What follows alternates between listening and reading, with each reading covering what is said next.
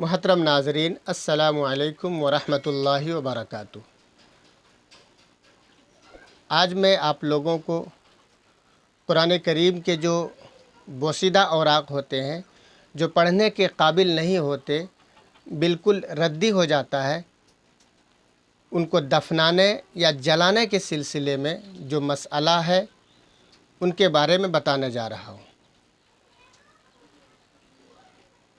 تو سب سے پہلا طریقہ یہ ہے کہ قرآن کریم کے جو بوسیدہ اوراق ہیں، اگر وہ قلمی ہو یعنی مخطوطہ ہو، ہاتھوں سے لکھا ہوا ہو، تو ان اوراق کو سب سے پہلے پانی سے دھو لیا جائے اور جو اس کا پانی بچا ہوا ہوگا دھونے کے بعد اس پانی کو پی لیا جائے، اس لیے کہ اس پانی کے اندر ہر بیماری سے شفا ہے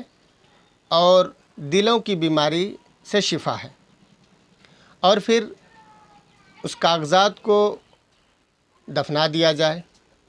دوسرا طریقہ یہ ہے کہ ان بوسیدہ اوراق کے ساتھ کوئی وزنی چیز باندھ دی جائے اور پھر اس کو بہتے ہوئے پانی میں گہرائی کے اندر ڈال دیا جائے، یا پھر کسی بڑے کنویں کے اندر احتیاط کے ساتھ گہرائی میں ان اوراق کو ڈال دیا جائے۔ جہاں پر ان دونوں صورتوں پر عمل کرنا ممکن ہے اور مقصد بھی حاصل ہو جاتا ہو، اطمینان بھی ہو، تو وہاں پر ان اوراق کو جلانے کی اجازت نہ ہوگی، خاص طور پر جب کہ جلانے کو بے حرمتی سمجھا جاتا ہو۔ اور اگر جہاں پر یہ دونوں طریقے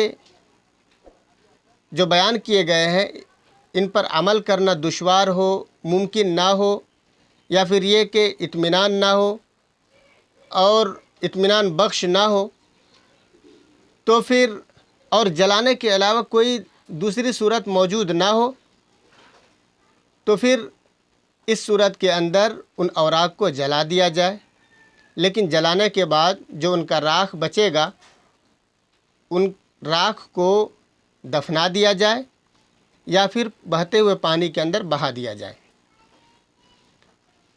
یہ تو ہو گئے طریقے کہ کن صورتوں کے اندر دفنایا جائے اور کن صورتوں کے اندر ان کو جلایا جائے۔ اب دفنانے کا مسئلہ ہے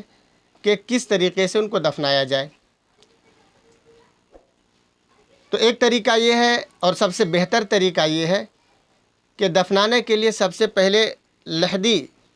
جس طریقے سے لحدی قبر کھودتے ہیں میت کو دفنانے کے لیے، جس کے اندر یہ ہوتا ہے کہ 2-3 ہاتھ یا 2-3 گز قبر کھودنے کے بعد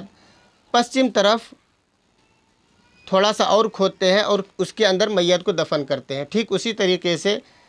قبر کو کھودی جائے اور اس کے اندر ان اوراق کو رکھ دیا جائے اور پھر ان کو دفن کر دیا جائے۔